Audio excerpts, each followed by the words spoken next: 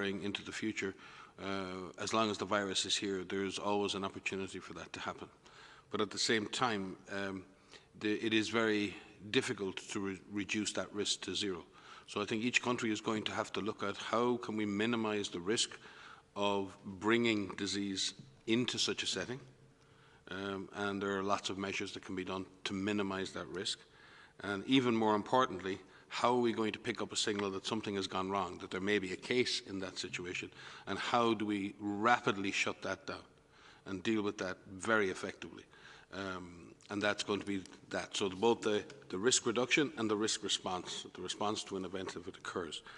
I'm sure there are many, many, many older people living in long-term care facilities who, at the best of times, are lonely, and for the last number of weeks has been a terrible ordeal for them, both to be further isolated, but also with the constant threat of potentially becoming sick with this disease.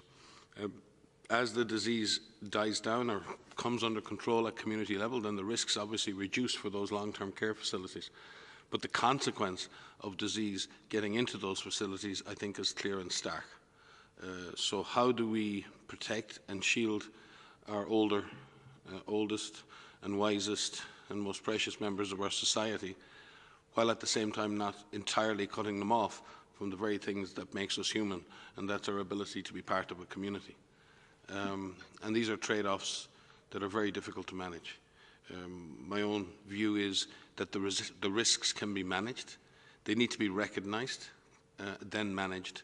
And if in a situation where we do see disease occur in a long-term care facility, we must be ready to react very quickly to stamp out that disease. It's also important that carers in these facilities have adequate training, that there's an adequate design in facilities, there's adequate staffing in facilities, and that we look again at the support, design and environment that we offer for our older citizens, and that those environments are made not only more comfortable and more human, but also safer. And I believe that can be achieved, and I believe there are lots of ideas on how that can be done. So I think we need to maybe also look at the model of the way in which we're providing care and support for our older citizens. So there's a lot to be done, but I do think it's a major issue. I think if you look around Europe now, and in North America and Canada, a large proportion of the intense disease transmission is actually concentrated in long-term care facilities, which is in itself a tragedy, and it's also a challenge. Thank you very much. Next question is from our friend, Geneva-based reporter Moussa Assi. Moussa, can you hear us, please? Oui, je vous entends bien. Bonjour tout le monde. Ma question concernant les pays qui continuent à rapatrier leurs citoyens, est-ce qu'il y a des programmes aussi pour continuer ces rapatriements jusqu'à des mois à venir? Est-ce que vous les encouragez à continuer ça, ou bien vous croyez qu'on est peut-être arrivé au point de terminer avec ces virus et par conséquent, il ne faut pas continuer? Merci beaucoup. Thank you very much, Moussa. The question is about repatriation of nationals that is taking place. I think there are a number of countries around the world who've been repatriating students and other citizens from different countries around the world. And again, we commend the efforts countries are making to protect their citizens, the first duty of government. But at the same time, we have to now look to the future. And when we talk about opening up and reducing lockdowns, there's also the question of how people begin to move internationally. A lot of the discussion up to now is how do we create the possibility of movement within countries. Obviously, the need to move between countries is going to become more and more an issue and more of a challenge. So I think the issue of moving citizens home or just getting people back into international travel is going to have to be approached carefully, and it's going to have to be done, I would suspect, first at sub-regional level, I think already countries with borders with each other are beginning to come to arrangements of how people can move between countries. I think we're seeing that already in the likes of the European Union. I think we're seeing that between ASEAN countries and others. And countries are looking at how we can re-establish links and movement between our countries. Some of that will be based on, I think, risk equalisation and response equalisation, where countries have a similar control of the disease and where countries have confidence in the measures being implemented in the other country, then in effect the risks are equalised and the movement of people between those areas, in a sense, doesn't add risk to the other country. Where there's a differential in transmission and where their disease is under control in one country and maybe out of control in another, then countries will have to look at how they manage travel from those countries, and that would include their own citizens. So I think a lot of the initial work that's going on is at sub-regional or regional level, and then opening up global travel, again, is going to require careful risk management, adjustments by everyone. We've said it, I think everyone is saying it, the new normal. I mean, society, until we have longer-term solutions for this and until we understand this virus better and its transmission and whether it will come back in a more damaging way even, we have to be very prudent.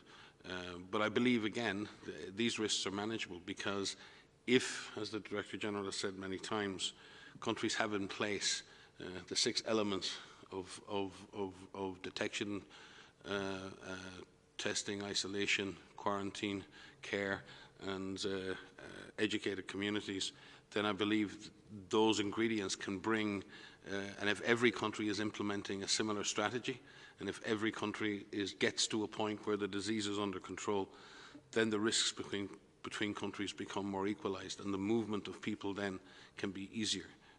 And I think there's a lot of discussion on that, and WHO will be very pleased to bring countries together, and we're already convening countries at regional level to discuss these matters. I know the Director General spoke with ministers in the Eastern Mediterranean region today. There have been a whole series of different engagements from our regional directors and others over the last couple of weeks.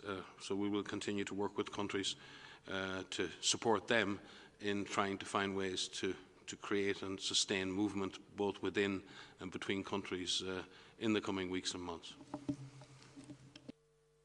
Thank you very much, Dr. Ryan. Next question comes from Christophe from Rwanda. Christophe, can you hear us? I think we lost Christophe. Then we will go to Savio Rodriguez from Goa Chronicle from India. Savio, can you hear us? Yes, I can hear you. Can you hear me? Yes, please go ahead. Okay, my question is to Dr. Tedros, and it's a very simple question. The question is, if he had an opportunity to rewind back the last couple of weeks where we've been going through the coronavirus pandemic and certain decisions that were taken by the World Health Organization, would he have called the coronavirus a pandemic earlier? Is my question.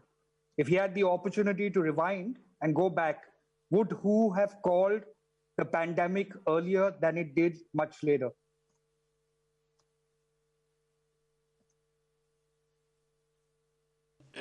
Dr. Tedros may speak to this, but let me clarify to you technically. WHO raised its highest level of alert under international law on the 30th of January this year and declared a global public health emergency. That is under the International Health Regulations 2005, which is an international legal agreement between all of our member states, which asks that WHO declare such an emergency where the Director General has received advice from an emergency committee and makes that determination based on that advice and the situation. The characterization of the disease as a pandemic in itself has no basis other than a description of the event at that time as regards how many countries were affected. The global public health emergency was declared on the 30th of January, and that is the highest level of alert that WHO can declare. If I may add, I think, there will be plenty of time to look backwards, and one of the things we've been trying to do is look at what countries are doing. We go into these deep dives on certain countries to evaluate how measures have been put in place, and we've seen some really good ones recently. You've heard us talk a lot about China, you've heard us talk a lot about Korea and Singapore and Germany, and we have now more and more countries in different regions that have highlighted what they're doing. For example, in Africa, we're seeing a number of countries who are still seeing imported cases. So they haven't reached a point in time where the disease has really taken off and they've reached that exponential growth, where it's growing very, very rapidly. And in many countries, what they've done is they've implemented some of these public health measures and social measures they've put in place when they've had less than 100 cases in each country. And in doing so, they've been able to slow it down. They've been able to slow down that transmission. And importantly, once those measures were in place, which are difficult, which have societal impacts, which have economic impacts, which have personal impacts, it slowed down transmission of the virus, and that time has been used very, very wisely. What we're seeing is in a number of countries, they are doing everything that they can to ramp up testing.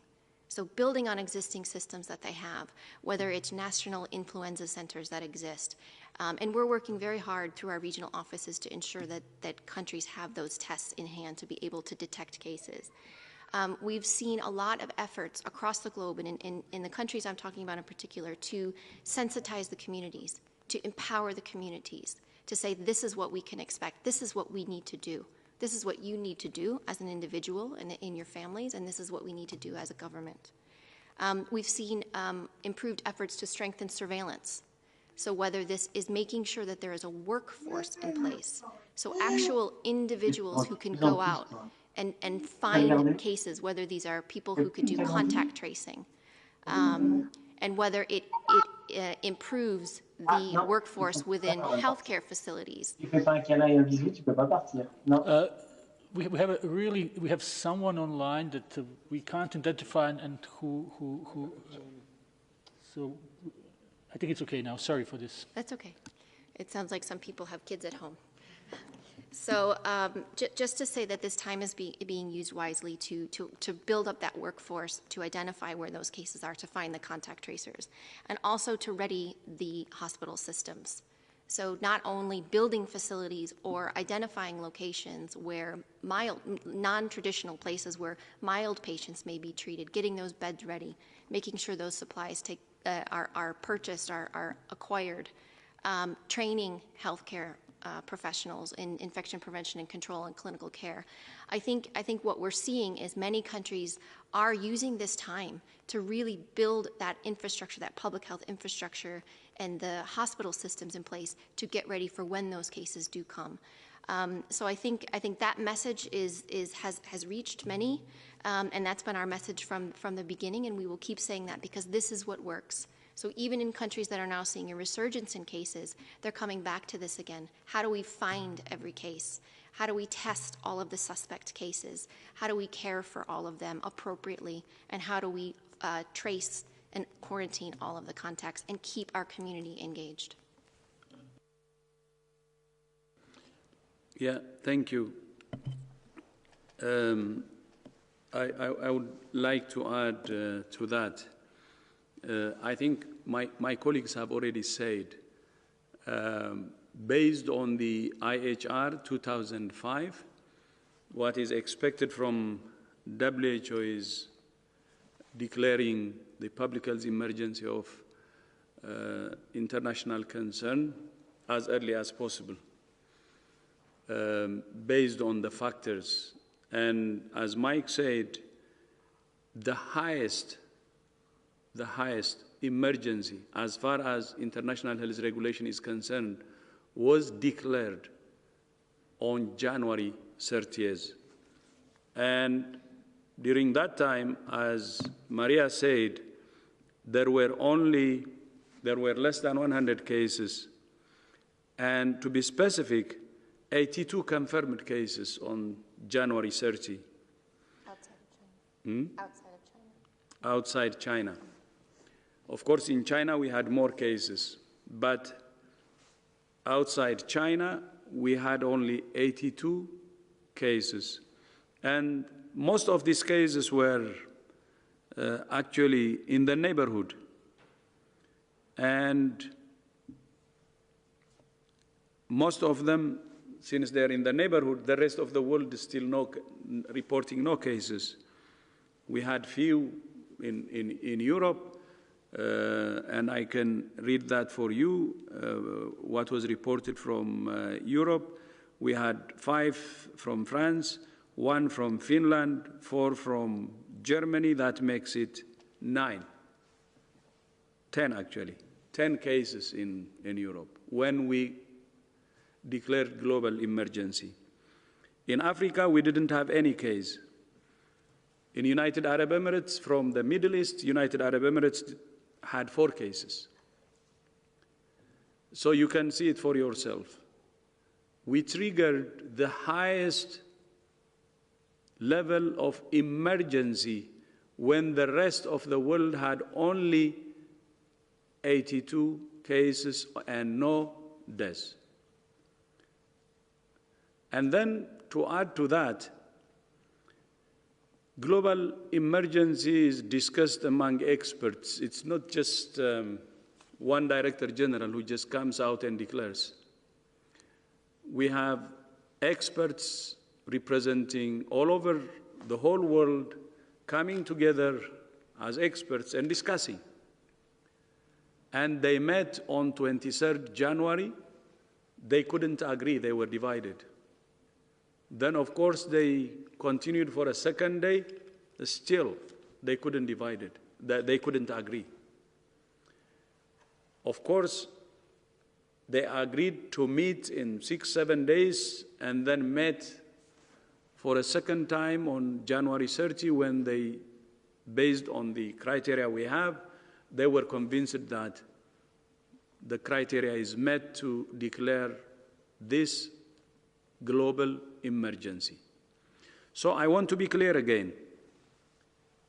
The most important thing which is expected as a declaration from WHO is the global emergency declaration on January 30.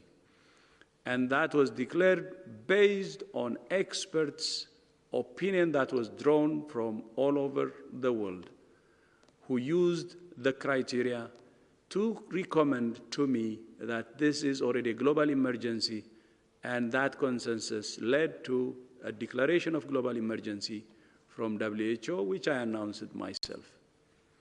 So looking back, I think we declared the emergency at the right time, and when the world had enough time to respond, when the rest of the world had enough time to respond. I repeat again, there were only 82 cases and no deaths. That was enough to cut it from the bud. Enough. That was January 30. And this is more than 2 months and 21 days ago, close to 3 months now. Thank you. Thank you very much. We will try now to go to Democratic Republic of Congo. We have Sami there from Congo Czech. Sami, can you hear us? Oui, merci beaucoup pour la parole. Je voulais savoir à quel regard l'OMS porte en général sur tous les médicaments en train d'être développés sur les continents africains pour lutter contre la COVID-19. C'est l'exemple de Covid organique qui est développé, qui a été validé au Madagascar. Il y a également la vipirine au Bénin et même en RDC chez moi, où plusieurs autres médicaments sont proposés, bien que non encore validés par le gouvernement.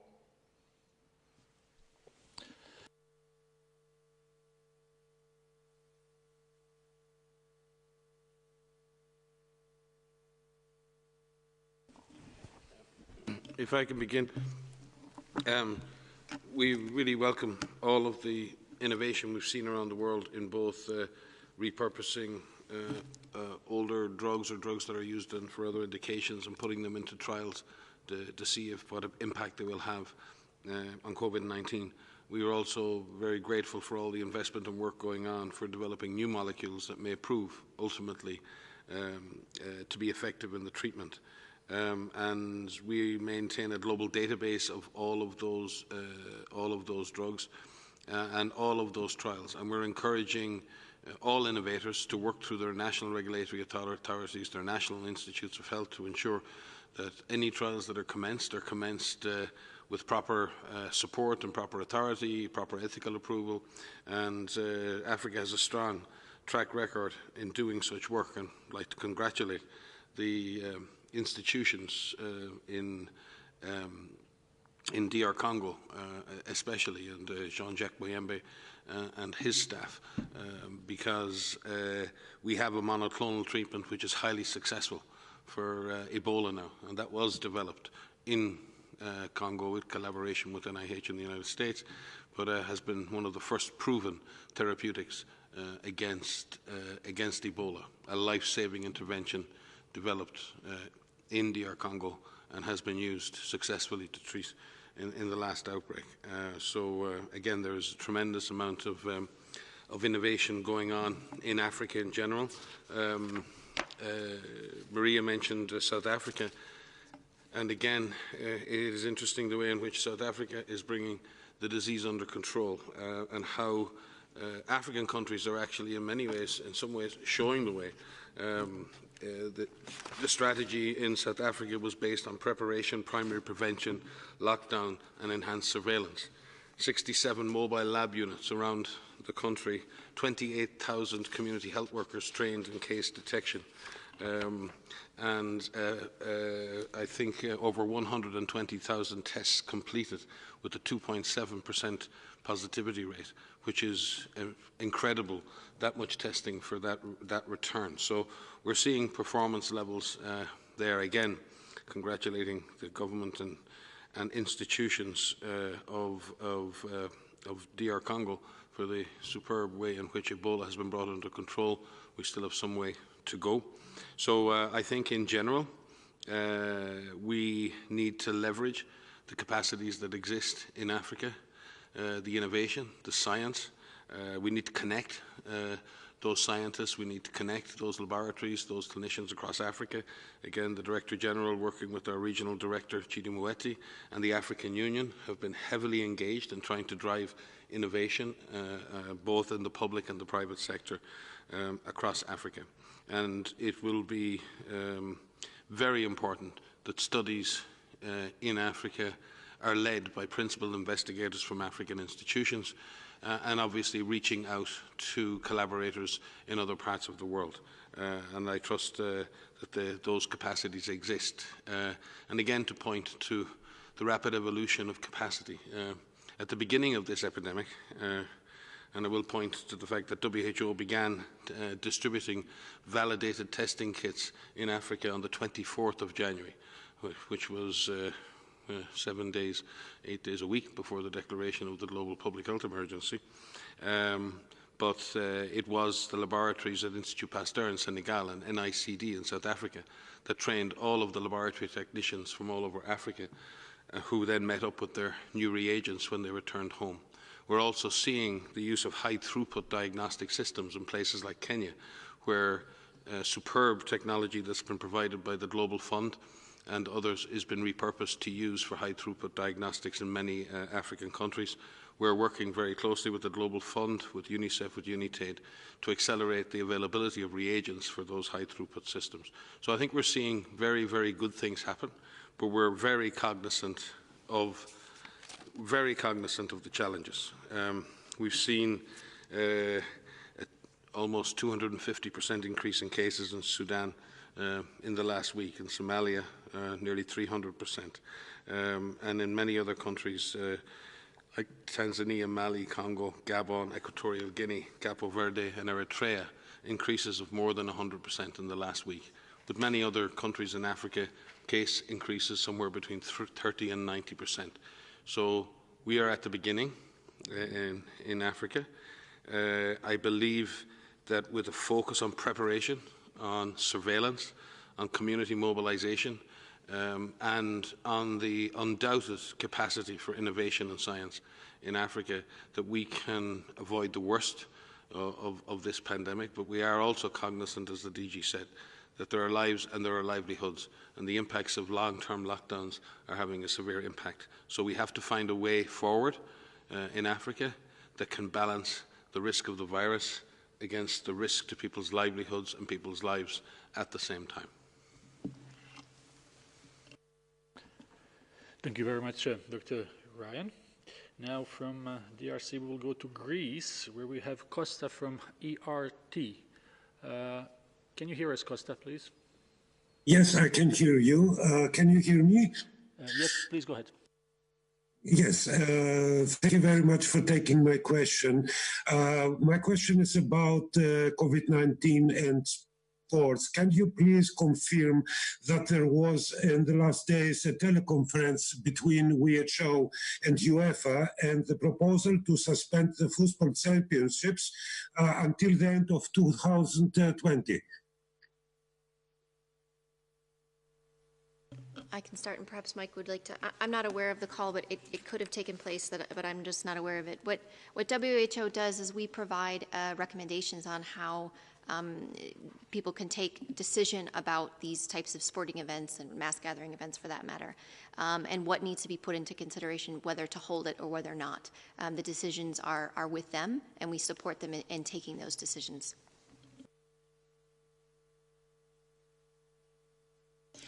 Now, we will follow up, as I'm not aware that there was any specific call, but we do all the time engage with organisers of major events, and we've been doing so with the International Olympic Council, with FIFA, with many others. So we've been engaged with religious organisations and so many more. And those engagements are frequent and are happening at different levels of our organisation. I think UEFA is the European institution, so we'll check with our European office. What's most important in this, in terms of sporting events and others, is sporting events, especially large sporting events, representing themselves mass gatherings. And bringing those types of events back online is going to require some very, very careful planning. We've got a lot of sports fans here in WHO, and we miss our sport too. But we all want to be safe. And therefore, I think sporting organisations and governments, working both nationally and internationally, are really going to have to look at how do we adapt. And this is one of the things we've been discussing internally here, is on the one hand we have the science and we have the evidence. On the other hand, we have the practical reality of life. Now, how do we adapt our evidential standards to what is the need to live and the need to manage risk at society level? If we all accept that there's no such thing as zero risk, the danger for governments at the moment, or the challenge they face, is that if they do something and there's any risk and then there's a consequence, they're going to be blamed for the consequence. No one will remember that they did that on the balance of risks. They'll only remember something bad happened. Therefore, when you bring a mass of people together and something goes wrong, people won't be shouting afterwards, oh, we were the ones that wanted that to happen. It won't be that. People will say, why did you let that happen? Why did you let so many people come together? And it's your fault now because you've let all these people come together and now we have another outbreak. So what we have to do is come to a new contract, a new social contract that allows governments and communities to engage, to co-manage the risks and say, okay, what risks are we prepared to accept, manage, reduce? So can we look at the real risks? Can we work together to reduce those risks to a minimum that's acceptable? Can we have in place a means then to manage something if it does happen? And then can we do that on a no-fault basis? Can we do that on the basis that we've all agreed that this is the best thing to do? Because you're never going to reach a point where there's absolute scientific evidence that it's safe to bring 10 people together, or 20, or 30, or 40, or 60, or 200, or 2,000, or 20,000, or 200,000. What we know is large numbers of people gathered together in close quarters in the presence of the virus will result in amplification of the disease. Best evidence would suggest that the physical distancing of people is very effective in reducing the risk of that spread. Where you then compress that distance to almost nothing, then you have to accept that the risk increases.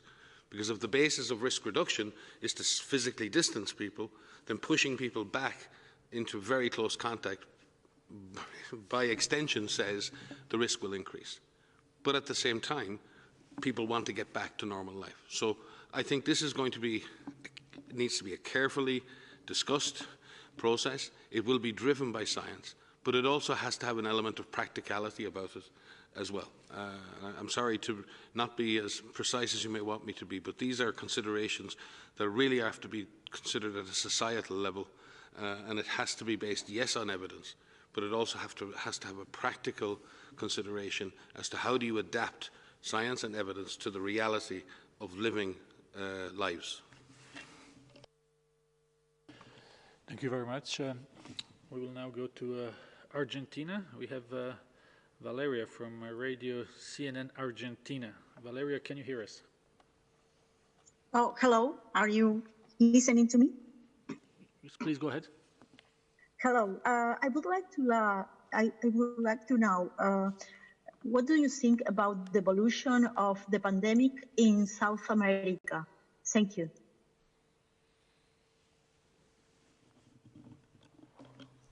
So thank you for the question around the evolution of the pandemic in South America. So what we are seeing is, I have to look at all of my numbers, is that there's increasing trends in terms of case numbers in a number of countries in Central and South America. And of course, this is a worry, because what we are seeing is that once the virus has an opportunity to take hold and to really transmit between people, if measures are not in place, then it can take off very, very quickly. And you can see doubling times of 3 to 4 days, which is incredibly rapid. And so what we need to see happen in South America, and what we are seeing that is happening in South America, is that all of these measures we've been talking about, so getting these laboratories to be able to identify cases, making sure that the surveillance systems are in place and the workforce is in place to be able to detect those cases. We've seen in a number of countries that public health measures and social measures have been put in place with some stay-at-home orders, and that is buying some time. But again, as I said earlier, it's important that we use that time wisely. There is very strong commitment by governments to have an all-of-society, all-of-population approach to engage populations, to bring them along, to be able to inform them and to seek input back. And that's really important. We're seeing the trajectory of this pandemic, the trajectory of this outbreak in every country depends on how each country reacts. And that is consistent across all countries, regardless of high income, low income countries. And so we are seeing an increasing trend in case numbers, but there still is opportunity. The window of opportunity, as Dr. Tedros has said, still remains in many countries to be able to suppress that transmission and to ensure that we don't have massive outbreaks in some countries. Thank you very much, Dr. Van Kerkhove. Next question, we have Priti Patniak from the New Humanitarian. Priti, can you hear us? Yes.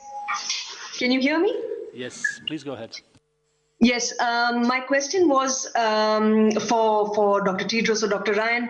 I wanted to find out, all the considerations that organizations like WHO and its partners take with respect to diverting funding or putting on hold activities that are meant for addressing other infectious diseases and having to take a call vis-a-vis their fight against COVID. What are some of the considerations, if you could speak about it briefly? Hi, Priti. I think all countries face this same issue. A major emergency, number one, it diverts attention, it diverts time, and it can divert resources as well as you focus on what is most urgent and most dangerous. But the Director General may speak on this, but there are essential health services that are in place, core immunization services, services to refugees and to displaced populations, TB, HIV services. As Maria says so many times, women are still giving birth all over the world and need safe antenatal and delivery services. So this is something that needs to be preserved, these core essential health services, and it's really important that countries try to do that. We have a whole team here and across the world that is dealing with sustaining essential health services, led by Ed Kelly and with regional counterparts, and we take that very seriously. The UN has been working very diligently over the last number of weeks under the leadership of Robert Piper in New York, looking at this across the system in sustaining essential services across all of society, with health services at the centre, and I believe there will be a major release of information and publication on that over the weekend or early next week. But we've been working very much with them on that. Certainly in our area of emergencies, you know, the conflict in Syria, the conflict in Iraq, the conflict in Yemen still exist. The fragilities in Somalia, in South Sudan, in the Sahel still exist. And our teams on the ground continue to work with governments on them. They haven't gone away, and they won't go away, unfortunately. And therefore, we continue to be focused on dealing with COVID-19 as well as doing the other things that we do. And we have major programs in all of these areas. The other concerns will be that we have a major yellow fever threat in parts of East Africa that must be managed. We obviously have always the threat of cholera and other epidemic-prone diseases. As you've seen, we've had the resurgence of Ebola in DR Congo, so we need to keep an eye, and we have one of the things we've done here in Geneva. We have a completely separated team who are doing nothing else but managing epidemic intelligence, verification and response for other epidemic-prone diseases and emergencies, and we've isolated that team to only work on that so that we don't miss things. And equally the same on the humanitarian front. And Dr. Ibrahima Sosef Fall, our Assistant Director General on the emergency response, is dedicating almost all of his time to leading on the humanitarian front and co-chairs the IASC Committee on COVID-19 and sustaining humanitarian response with Mark Lowcock. So we've done our best to try and preserve our services and our support to countries across all of these areas, but I have to admit that is not easy in the context of the resource constraints we face in continuing those programs. Thank you very much, Dr. Ryan. Now we go to Jerry from Guyana Catholic Standard. Jerry, can you hear us? Yes, I can hear you. Can you hear me? Yes, please go ahead. Hi, good morning. Good morning. My question is, there's a lot going on in my country especially, and around the world. People are not really aware and serious about this stuff because, as you know, religious gatherings are going on. And secondly, some protest against lockdown. Is it the responsibility of the individual countries, or WHO can have some serious sanctions against some countries who are not following the rules? Thank you. DG, we may wish to speak to this. We have no, we're a secretariat of 194 member states. We have no legal authority over any sovereign nation on this planet whatsoever. Under the IHR, we have certain powers that are allowed to us by the member states to seek verification of outbreaks, to publish information regarding those events. We have no right to enter countries without permission or without discussion, and we have no rights of enforcement of any kind when it comes to health implementation. However, we have science, evidence, and the normative role we play, the mandate we have to establish global standards and to give strong advice to countries regarding what are rational public health measures. What we can do is lay out what we believe to be the rational strategies to respond to disease, as we did in January in the case of COVID, We talked about comprehensive strategies. We talked about case finding. We talked about testing. We talked about contact tracing. We talked about community empowerment. We talked about implementing both containment and mitigation strategies at the same time. We spoke about what was needed to suppress and control this disease. We spoke to that again and again and again. And in doing that, many countries picked up and implemented those kinds of measures.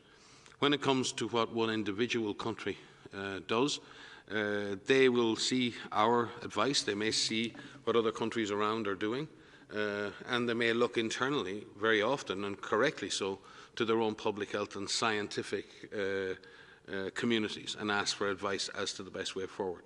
And you'll see that many of the countries that have responded very well to this have relied heavily and worked very closely with their scientific and public health communities and worked hand in hand, politicians working hand in hand, listening to and implementing science-based policy. In that sense, where we see situations where governments may be straying very far away from that sort of an approach, we engage with them, absolutely. We don't engage in public debate. We don't engage in trial by media. We engage as we do, as a trusted partner, and we engage with those countries strongly and robustly if we feel that their public health strategies are ineffective or not been implemented properly, and we do that time and time again. We also engage when we believe they are. I've just spoken about South Africa and what they're doing. We've spoken about other countries here. We've spoken about Singapore. We've spoken about South Korea and many other countries that have implemented very rational policies. So I think the power that we have is the power to persuade, and persuade through science, persuade through evidence, persuade by demonstrating what other countries are doing and showcasing good examples of good practice. Beyond that, WHO has no power to enforce, no power to put any form of pressure on a country to change what is their sovereign will.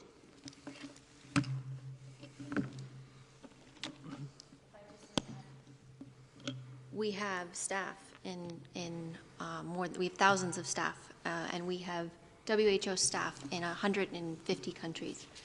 And those staff are working directly with Ministry of Health officials, scientists, public health professionals to persuade, as Mike has said, to advise on what needs to be done and to sit across the table, to sit together, to train, to work hand in hand with our counterparts in countries to help them get through this, to help them plan, to ready their systems, to implement those systems.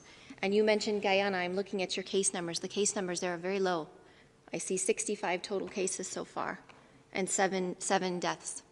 Every case is a tragedy, but you have in your power what can be done to contain this. And so what we do is with our staff is we help, we support, we empower, but it is up to everyone in countries to be able to implement these plans, to ready their systems, and to actually activate them.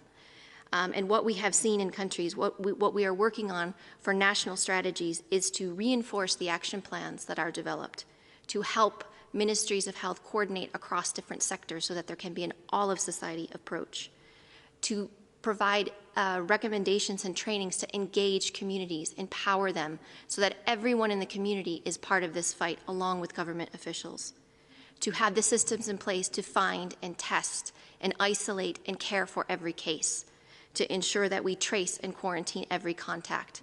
When we say that, that means individuals. That means a dedicated workforce to be able to carry out all of those actions. Incredible frontline workers and healthcare workers who are caring for patients, who are away from their own family members to care for patients, to ensure that we provide clinical care and maintain other essential services that must continue. And we support countries in adapting those strategies as the situation changes. So when cases, before we've talked about the different transmission scenarios, countries that have no cases, that have their first cases, that have clusters of cases, and that have community transmission. So as countries move through those different scenarios, as intensity increases, but in addition to that, as intensity decreases, How do we support countries in adapting those strategies so that they can make sure that they're continuing to suppress transmission and control these outbreaks? So there's a lot that we're doing on a daily basis, but it's through that support and it's through that direct engagement that we have through our country offices and our regional offices to be able to do that. Thank you very much. Next question will come. We go to Kai Kupferschmidt from Science. Kai, can you hear us? Yes, Tariq, thanks a lot for taking my question. This follows on from one of the earlier questions. I'm curious, when you see, protests like the ones in the US against the measures, I mean, obviously WHO does have some experience, in dealing with them, for instance, during the Ebola outbreaks in West Africa, also in DRC. I'm wondering whether, maybe Mike, you can talk a little bit about, what you've learned from these experiences about how best to deal with this.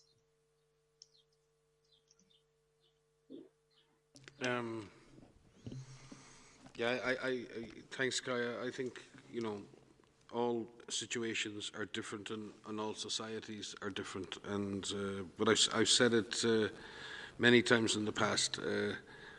One of the keys to epidemic control or emergency management in general is the level of trust between citizens and government. It's a hugely important investment in the bank of emergency response. Because when you ask people to do something on trust and to end their social life, end physical contact, return to their homes, they have to fundamentally believe that somebody has a plan. There's a reason for this. And there's a reason for doing it, and there will be an end to this. So, and it's the same when you ask someone in the Democratic Republic of Congo to go into an Ebola isolation facility or ask their families to self-quarantine. Very similar situation. And there can be misunderstandings in real time if communities don't understand the purpose. But also, and we've seen this in Congo, where communities can be gamed and have been, in many cases, in my experience, there are what are genuine community concerns, if not properly addressed, can lead to tension and lead to misunderstanding and often to negative reactions, which are counterproductive to the control of the epidemic. But also there are many situations in which those reactions and community sentiments are gamed and directed in a way that is counterproductive. And I've certainly seen that in many epidemic events in my time as well. So it's really important that we listen to what communities are saying. It's really important that we understand communities' frustrations. But it's also really important that we then re-engage with those communities to explain why the public health strategy is there. What is the purpose of that strategy and how they are contributing to that. And that's a process of dialogue. And sometimes when we talk about communication, it seems that we talk about one-way communication, what we tell people. So we tell you to do something and then everyone magically goes and does it. That's not necessarily the way things work in all societies. Certainly in my experience in Africa and in Asia and in the Middle East is very much about creating a dialogue where there's a two-way communication, where communities can ask questions, communities can understand what's happening, and there's a transparency around what is happening, and that people can actually understand. And there is no confusion between the different levels of the system, and there's a consistency in that communication. It's very easy to become confused if you're hearing one thing from one side, one thing from another side, someone else is telling you something else.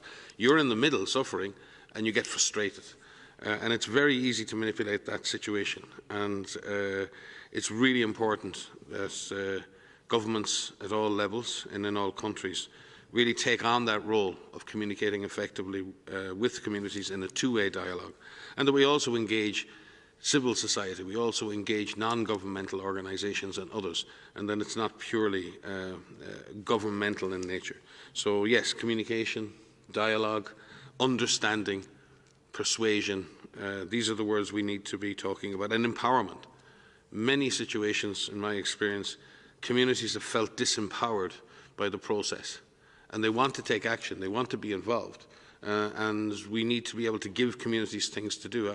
I see what's many situations now around the world in COVID where, like, for example, in South Africa, where community health workers are being trained.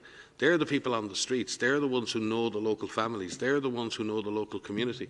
They're the ones who can educate and engage. You see the same going on in places like Massachusetts in the US, where you see that same kind of approach to driving community-based approaches. So I think there are good examples around the world where communities can be effectively engaged. And then when communities understand and participate, there tends to be less tension. That's been my experience, Kai, but it's very hard to make comparisons between countries and between communities. Yeah, just a bit. I fully agree with what Mike said. It's at the end of the day the trust between governments and citizens that will help. Even now, I mean, the protests and gatherings in the middle of the pandemic will not help. It will only fuel the outbreak. So we need to use several ways of communication with our citizens. We know how to communicate and help them understand. And I think it would be a good idea to mobilize community leaders here, civil society, religious leaders, to speak to citizens directly, not only just governments, but all public leaders, all community leaders and religious leaders should be involved, and bring the different opinions actually into understanding, especially around this pandemic. This virus is dangerous and it affects everybody. And there should be that understanding, and whatever precautions we take, it is for all of us, for each of us and the whole public in general.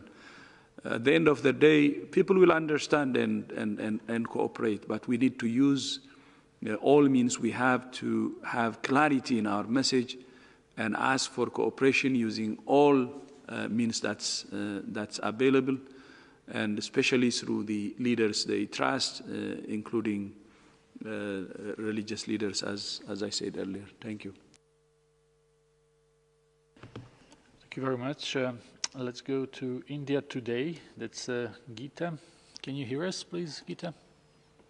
Yes, I can. Can you hear me? Yes, please go ahead. Thank you so much for taking my question. My question is to Dr. Tedros.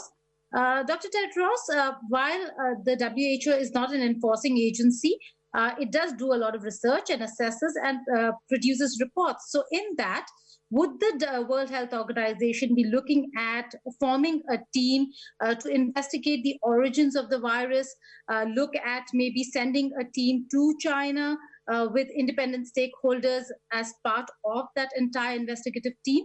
And also the United Nations has come out with a report saying that stringent lockdowns in developing countries could lead to economic catastrophe. What is your assessment on that, particularly vis-a-vis India?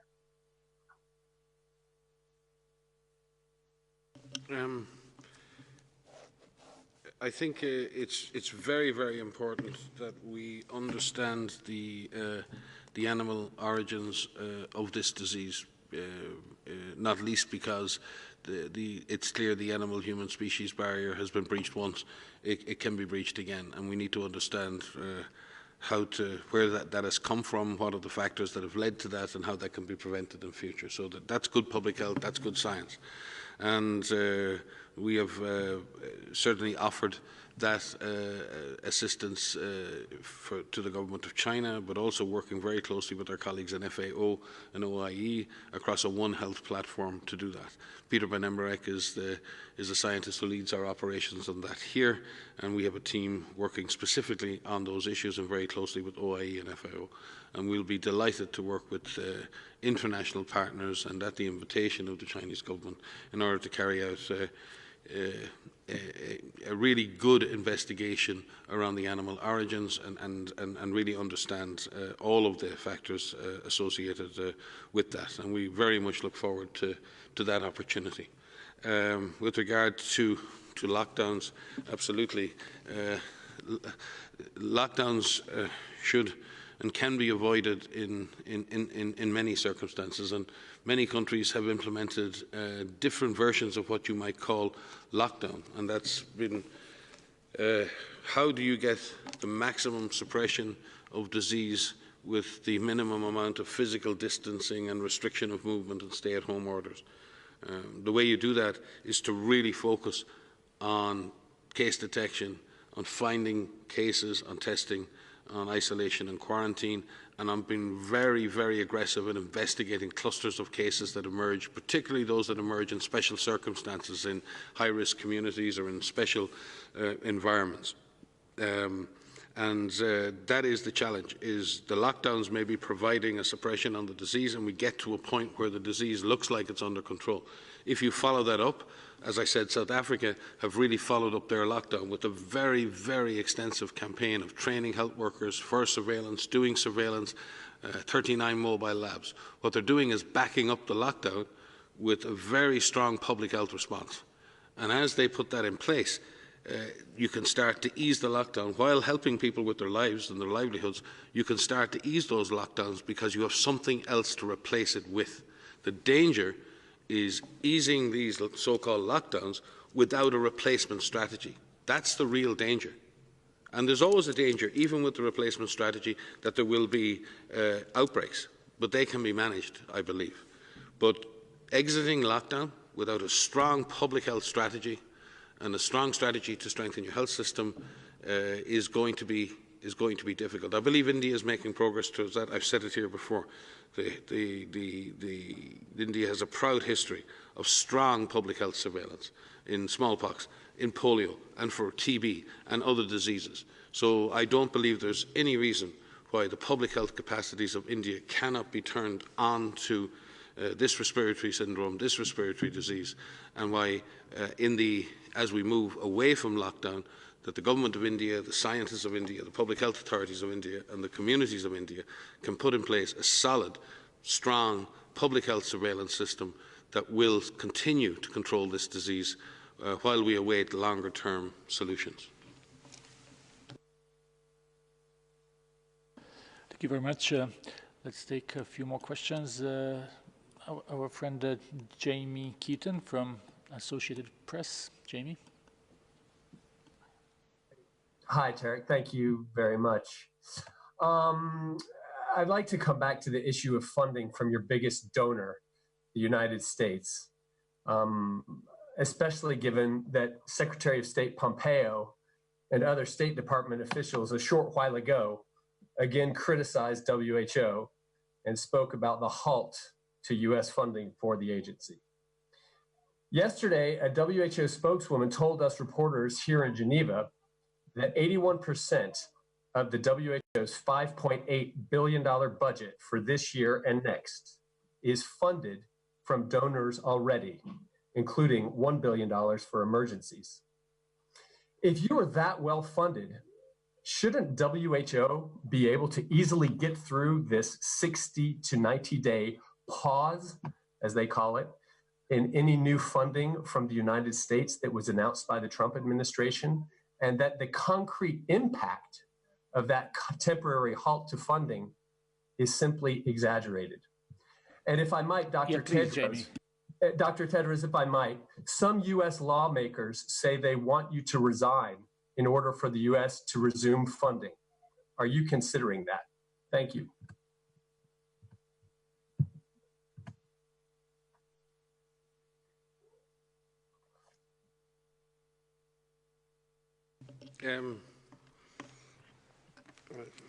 Hi, Jamie. I don't think you've seen me doing too much complaining. I'm way too busy getting on with putting teams all over the world, quite frankly. The realities are that the organisation with regard to COVID-19 is moving forward with all of our projects and at pace around the world. You've seen what we're doing in terms of lab supplies to 122 countries. You've seen what we're doing with our surge teams in countries. You've seen what we're doing with the global supply chain mechanism and all of that. So we're moving forward at pace on that. The pause on funding is to WHO's core funding and other projects, the actual funding that WHO receives in the normal cycle. And I believe about 1/4 of that funding is core, and about 4/5 of that funding from the US is for specific areas, and the DG may wish to detail that, for immunizing children, for eradicating polio, and for some of the essential health services and trauma management in some of the most vulnerable populations in the world. And I've been on the phone in the last few days talking to colleagues in Syria, talking to colleagues in Iraq and other countries, not seeing how we deal with the impact of a loss of funding there on COVID, but how we actually deal with the fact that much of that funding that certainly comes to my programme, and it's very, very welcome, and we have a huge relationship operationally, technically and financially with the USA, and we're very grateful for that relationship. But the reality is, for my programme, a lot of that funding is aimed at direct life-saving services to people in the most destitute circumstances in the world. That's really what I regret, and like yourself, I very much hope, as you say, that this is a 60-day stay on funding. And that is my hope, and that's why you don't see me complaining, because we just got to get on with it. We have a very, very difficult job to do, as many countries have around the world. I want to focus on that, and I want to focus my teams on that, and I don't want to focus them on where their next paycheck is coming from, because quite frankly, that's not what they're focused on. Our staff in the field, who we had one staff killed just 2 days ago, and one of our other staff in a serious condition transporting COVID-19 samples in Myanmar. I don't think their families are that concerned about the overall funding situation in WHO. We're concerned about our friends and our colleagues in the front line who risk their lives every day, every single day, to deliver life-saving interventions to people around the world. Yeah, thank you. Thank you, Mike. Whatever funding is coming to WHO is to save lives. And as Mike said, even WHO staff are risking their lives to save lives. The sad part this week is we have been remembering the death of Richard Muzoko, its first anniversary on April 19. He was fighting Ebola in an area, as you know, in eastern DRC, where we have security problem, and he was killed.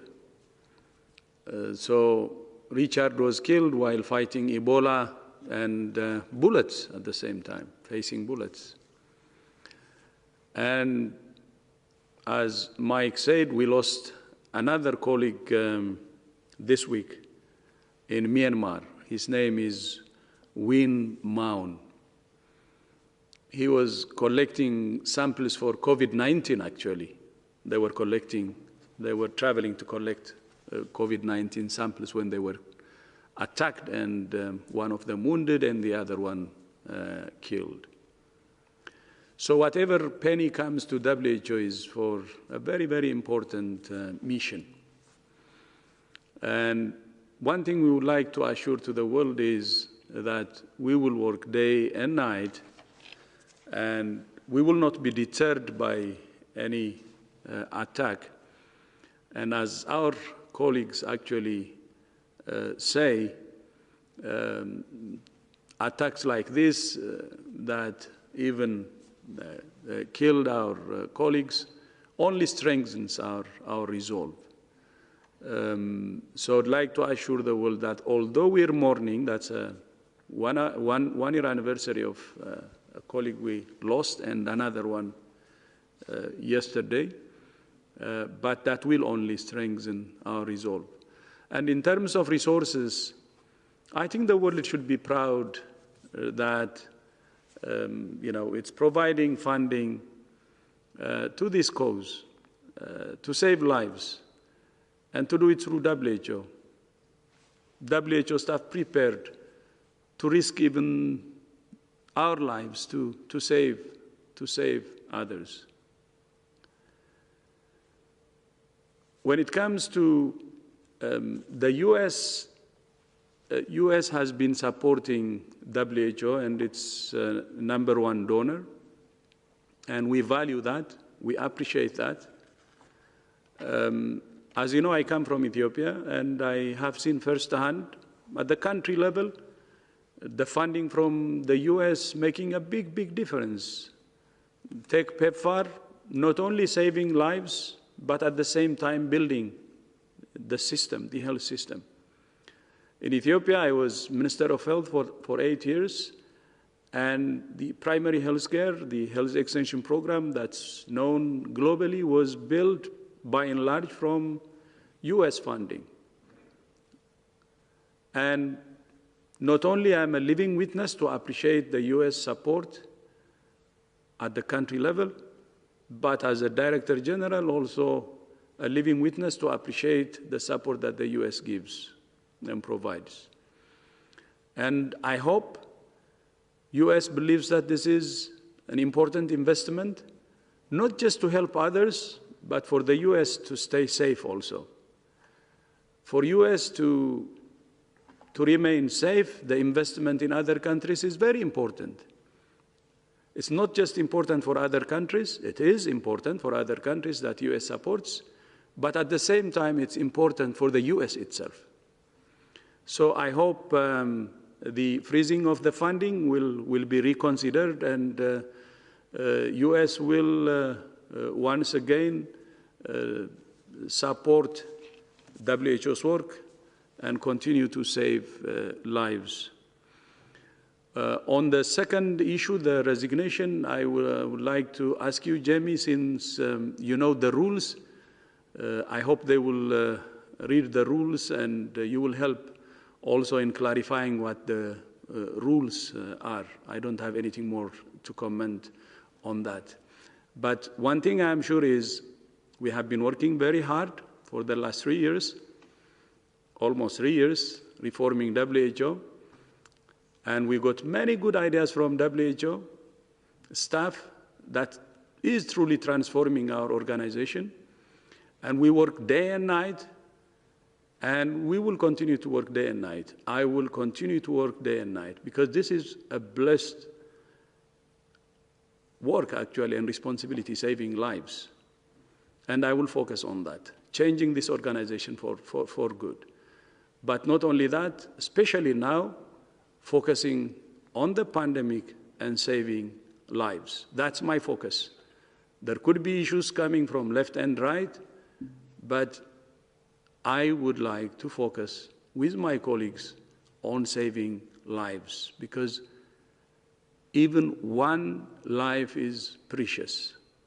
And I don't have any extra energy to respond to this or that, but focused on saving lives and continuing this blessed work. And those who need our support, that's what they want, and that's what we will give. Thank you. I think we will have to finish here. Dr. Ryan has a conference call to go. He's already late, so we will apologize to all journalists online who were not able to ask questions. We will also thank all interpreters for their hard work today. Hopefully we will have one more language on Friday, as we said, but we will let you know on that. The audio file will be sent out very soon, and transcript of this press briefing will be available sometimes tomorrow. Wish you a very nice evening, afternoon, or morning. Thank you.